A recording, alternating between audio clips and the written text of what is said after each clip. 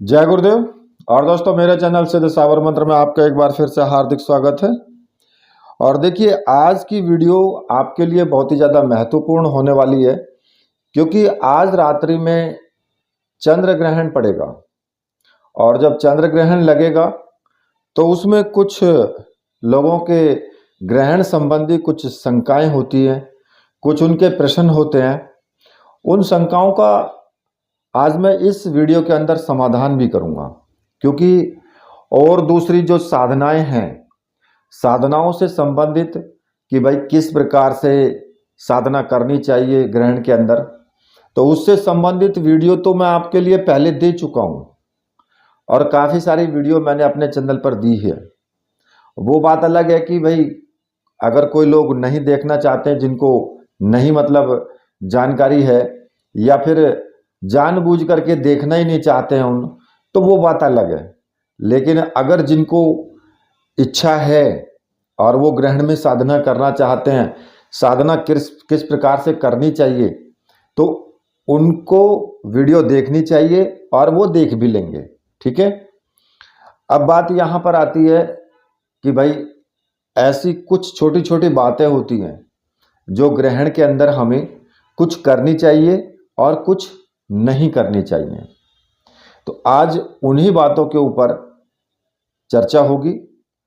लेकिन उससे पहले मैं एक रिक्वेस्ट ज़रूर करूंगा कि चैनल पर जो भी व्यक्ति नए हैं, जो मेरे व्यूवर हैं, जो नए आए हैं चैनल पर, वो चैनल को सब्सक्राइब जरूर करें और साथ में ही जो बेल का बटन है उसको भी प्रेस कर लें, ताकि जो भी मैं लेटेस्ट वीडियो डालूं उसका नोटिफिकेशन आपको तुरंत मिल जाए और आप उस वीडियो को देख पाएं। क्योंकि कई बार क्या होता है कि मैं वीडियो डाल देता हूं, आपको वीडियो मिलती ही नहीं है। और वीडियो बहुत इम्पोर्टेंट भी होती है, जैसे कि अब चंद्र ग्रहण के ऊपर जो चल रही हैं, तो अब चंद्र ग्रहण निकल जाएगा तो फिर बाद में देखने का फायदा क्या है। तो इसलिए वो वीडियो अगर पहले से ही आपको चाहिए, तुरंत जैसे ही मैं डालूं आपके पास नोटिफिकेशन आ जाए, तो आप उस बेल के बटन को प्रेस करके उस पर ऑल का फंक्शन है, उस ऑल के फंक्शन पर क्लिक करें। और वही मैं जो पुराने व्यूवर हैं उनसे भी मैं वही बात कहूँगा कि एक बार चैनल पर जा कर के आप ये देख लेना कि बेल के बटन पर आपने प्रेस किया है या नहीं किया है, और अगर किया है तो ऑल फंक्शन पे क्लिक कर रखा है या नहीं कर रखा है। अगर नहीं किया है तो फिर आप वहां पर क्लिक जरूर कर लें। ठीक है। अब बात आती है कि भाई चंद्र ग्रहण जो आज पड़ेगा वो ग्रहण की दृष्टि से और समय की दृष्टि से काफ़ी ज़्यादा महत्वपूर्ण है। महत्वपूर्ण किस लिए है कि एक तो चंद्र ग्रहण तो है ही, ठीक है, शरद पूर्णिमा भी है। ये पूर्णिमा साल में जो एक बार आती है, शरद पूर्णिमा, ये बहुत ही खास मायने रखती है साधनाओं के विषय में।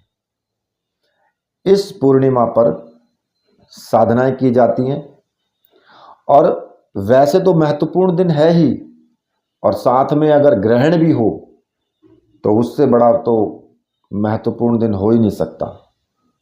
और जो लोग इस समय को व्यर्थ निकाल देंगे, मैं समझता हूं कि काफ़ी ज़्यादा वो एक बहुत ही मूल्य समय हाथ से खो देंगे, क्योंकि ये योग बार बार नहीं मिलता है आपको, जो आज आपको मिल रहा है। और देखिए, इसमें जो सूतक शुरू होगा वो 4 बजे से शुरू होगा, और ग्रहण जो पड़ेगा वो 1:05 से शुरू होगा, और ग्रहण जो खत्म होगा 2:24 पर खत्म होगा। तो 1:05 से 2:24 के बीच में आप कोई भी साधना कर सकते हो। अच्छा, यहां पर एक बात और बता दूं कि इस चक्कर में मत रहना कि मैं एक ग्रहण में कई कई मंत्र सिद्ध कर लूं। केवल एक मंत्र को पकड़ लेना बस, उसी को पूरे ग्रहण आपको जपना है। कहते हैं ना कि 10-10 ना करके एक कर लो, लेकिन अच्छे से कर लो, और नहीं तो पता लगेगा कि एक भी नहीं हुआ। क्योंकि अगर आप सोचेंगे कि मैं 10-10 या 5-5 एक साथ में कर लूं, तो एक साथ में नहीं होते हैं ऐसे। एक मंत्र को करें, एक मंत्र जितना ज़्यादा इसमें जाप हो जाएगा वो उतना ही ताकतवर हो जाएगा। तो एक मंत्र में तो आपको कम से कम सिद्धि मिलेगी। अगर आपने 2-4-5 किए और थोड़े थोड़े किए तो उनमें से कुछ किसी में भी सिद्धि नहीं मिलेगी ठीक प्रकार से, तो फिर फायदा क्या है। तो इसलिए एक को ही करना, ठीक है। अब चाहे वो कोई भी मंत्र हो, जिसको भी आप करना चाहते हैं, वो आपकी इच्छा डिपेंड करता है कि आप कौन सा करना चाहते हैं, या फिर जो पहले से करते हुए आ रहे हैं उसको भी आप कर सकते हैं। और अगर उसी को करो तो ज़्यादा बेहतर होगा, ठीक है। मानसिक जाप भी आप इस समय कर सकते हैं, क्योंकि जो अभी जो टाइम चल रहा है, पूर्णिमा तो है ही, तो मानसिक जाप भी आप कर सकते हैं। ग्रहण काल में करो या सूतक में करो, कैसे भी करो, मानसिक जाप भी कर सकते हैं। दूसरा, आपको मैंने दूसरी चीज बताई दी है कि भाई आपको साधना ग्रहण के अंदर किस प्रकार से करनी है। अब वो मंत्र चाहे कोई भी हो, विधि आपकी वही रहेगी, ठीक है ना। चाहे साबर मंत्र करो, चाहे आप वैदिक मंत्र करो, या कोई सा भी मंत्र करो, वो आपकी इच्छा के ऊपर डिपेंड करता है। और चंद्र ग्रहण में ज़्यादातर जो सक्सेसफुल साधनाएं होती हैं वो रात्रिकालीन साधनाएं होती हैं, जो रात्रि में की जाती हैं, क्योंकि चंद्र ग्रहण रात्रि में पड़ता है। एक तो रात्रि होती है, ऊपर से ग्रहण का टाइम होता है, तो इसलिए वो साधनाएं ज़्यादा सक्सेसफुल होती हैं। और अक्सर तो आप सभी मंत्रों को रात्रि में कर सकते हो, ऐसा नहीं है कि आप कोई मंत्र रात्रि में नहीं कर सकते हो, सबको कर सकते हो। सिर्फ अब कुछ लोग तो ग्रहण काल में जो है गायत्री मंत्र का भी जाप करते हैं, वो भी अच्छा है। गायत्री मंत्र का तो बहुत अच्छा प्रभाव होता है, तो करना चाहिए। अगर जिन्होंने कोई मंत्र किया ही नहीं है आज तक, मैं उनके लिए कह रहा हूं कि जिन्होंने आज तक कोई साधना नहीं की है, या जिन्होंने कोई मंत्र जाप किया ही नहीं है और वो चाहते हैं, उनके मन में आ रखा है कि भाई हम भी कोई मंत्र जाप करें, तो वो या तो गायत्री मंत्र का जाप करें, या फिर नारायण मंत्र का जाप करें, राम मंत्र का जाप करें, भगवान विष्णु का करें, और या फिर भगवान शिव का करें। कोई भी मंत्र ऐसा करें जिसका मानसिक रूप से भी आप जाप कर सकते हैं।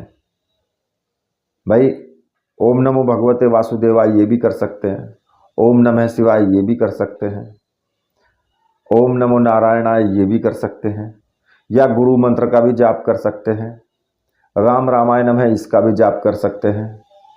और गायत्री मंत्र तो सभी लोग जानते ही हैं, ओम भूर्भुवः स्वः तत्सवितुर्वरेण्यम भर्गो देवस्य धीमहि धियो यो नः प्रचोदयात्, तो इसका भी आप कर सकते हैं।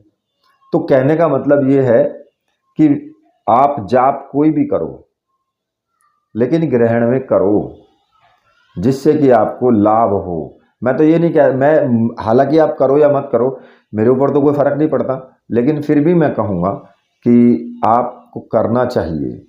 अब बात आती है ग्रहण काल में कुछ शंका समाधान जो होते हैं उनके बारे में, कि भाई हमारे कुछ शंकाएं हैं, या उनके क्या समाधान हो सकते हैं।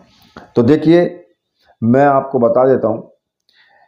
क्वेश्चन ये है कि शरद पूर्णिमा कब मनानी है, तो मेरा उत्तर ये है कि 28 अक्टूबर 2023 को शनिवार को शरद पूर्णिमा है, और उस दिन चंद्र ग्रहण पड़ेगा, ठीक है। अब इसमें बात आती है कि यहाँ पर इस पूर्णिमा पर खीर बनानी चाहिए हमें, या खीर कब बनानी चाहिए और इसका सेवन करना है। तो मैं बताऊंगा आपको कि रात्रि 2:24 के बाद, रात्रि में 2:24 के बाद आपको स्नान करके और खीर आपको बना करके चांदनी में रख दें। यानी कि जहां उसकी किरणें, चंद्रमा की किरणें उसके ऊपर पड़ें।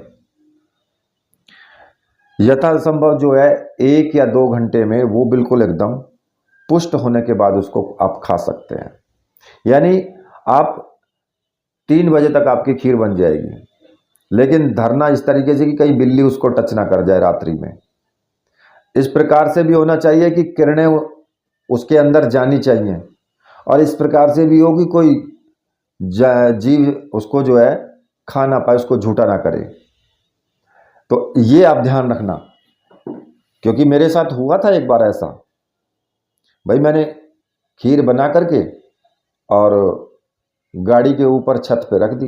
अब घर में ही गाड़ी खड़ी थी, खुला आंगन था। उधर क्या देखता हूँ कि रात्रि में हम लोग तो रख करके, मैंने कहा भाई चलो चंद्रमा की रोशनी इस पर पड़ेगी, किरणें पड़ेंगी। लेकिन वो तो बिल्ली पुष्ट हो गई खा करके। बिल्ली आई और वो अपने गाड़ी के ऊपर, दीवार से गाड़ी के ऊपर कूदी, बैठ करके गाड़ी की छत पे आराम से उसने खाई। मैंने कहा सारा अमृतपान तू कर गई, हमको क्या छोड़ गई। और खा पी करके वो चली गई। तो भाई वो झूठी कर गई तो लास्ट में हमें फेंकनी पड़ी। मेरा कहने का मतलब यहाँ पर ये है सीधा सा कि ध्यान रखना इस चीज का। मैं भुगत चुका हूं तो मैं आपको बता रहा हूं, ठीक है। तो ऐसा आप कर सकते हैं। अब दूसरा आता है कि सूतक काल में बाहर कहीं पर भ्रमण कर सकते हैं या नहीं कर सकते। देखिए ये कोई आवश्यक अनावश्यक बात नहीं है, क्योंकि लंबा समय होता है सूतक काल का, और सूतक काल में पूरा बैठ पाना जो है संभव भी नहीं होता है। तो इसलिए अपनी सेवा जो है, आपकी गतिविधियां जो भी आप करते हैं उन्हें चालू रख सकते हैं, इसमें कोई समस्या नहीं है। समय हो तो सूतक काल में भी जप ध्यान आपको लगाना चाहिए। अगर टाइम है तो कर लो, मानसिक जाप कर लो अगर है तो, और नहीं है तो फिर बात अलग है। अगला प्रश्न आता है कि पूर्णिमा का दिन चंद्रमा को हम अर्घ देते हैं। अगर हम पूर्णिमा के दिन रोज चंद्रमा को अर्घ देते हैं, यानी 1 लोटा जल चंद्रमा को देते हैं, तो ग्रहण के दिन भी देना चाहिए या नहीं देना चाहिए। देखिए, क्योंकि सूतक काल का जो टाइमिंग है वो 4 बजे से लग रहा है, ठीक है।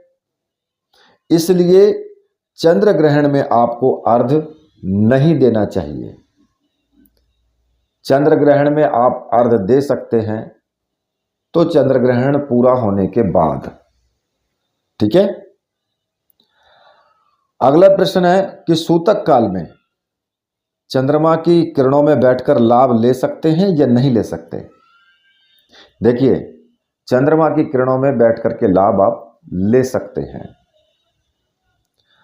अब बात आती है कि ग्रहण के समय हम लैट्रिन या बाथरूम जा सकते हैं।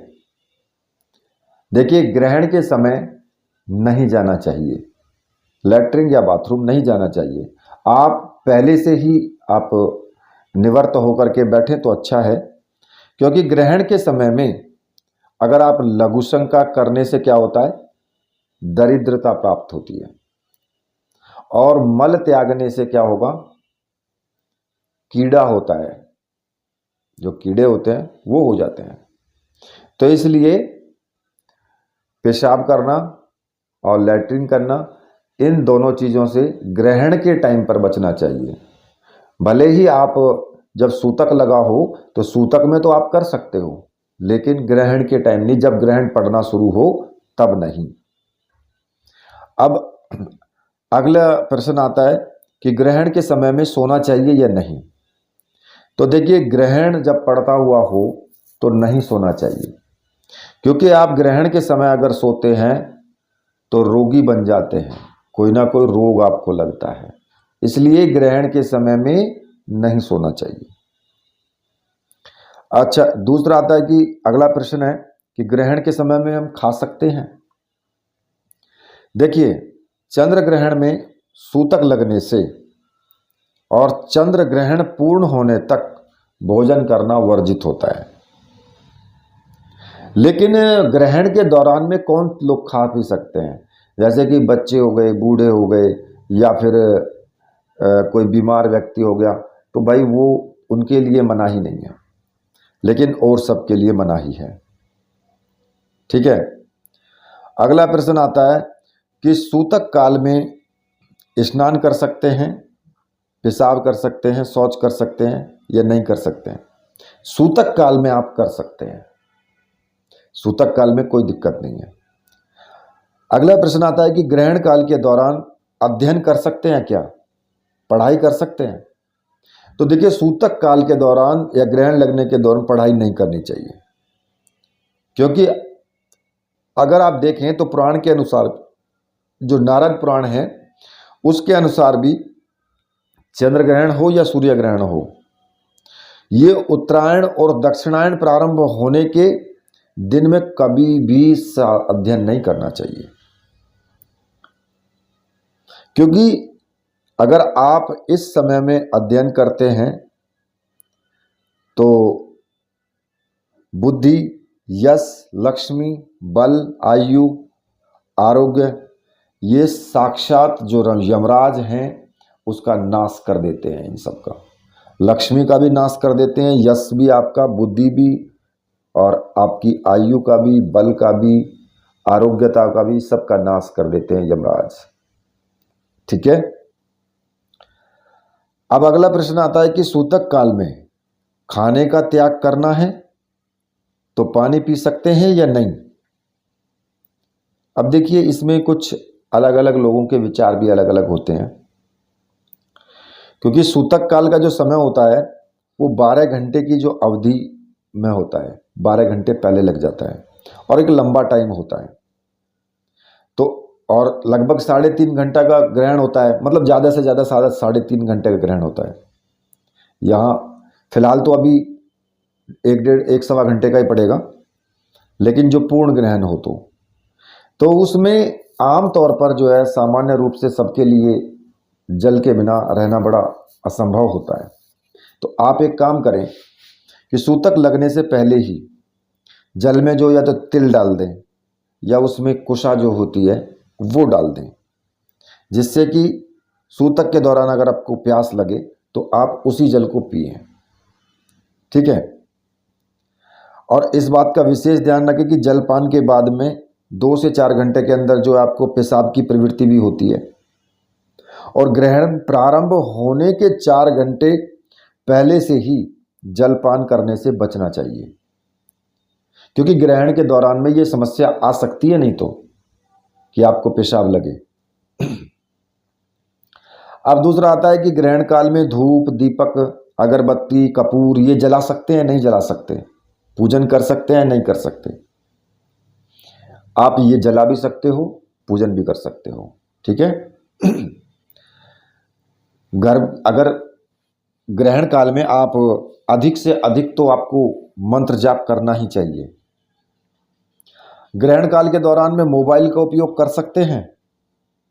देखिए, ग्रहण काल के दौरान में मोबाइल का उपयोग आंखों के लिए हानिकारक होता है, इसलिए जब ग्रहण काल पड़ता हो तो ग्रहण के समय में मोबाइल का उपयोग नहीं करना चाहिए। अब आती है बात कि अगर चंद्र ग्रहण पड़ेगा तो चंद्र ग्रहण के बाद में क्या करना चाहिए हमें?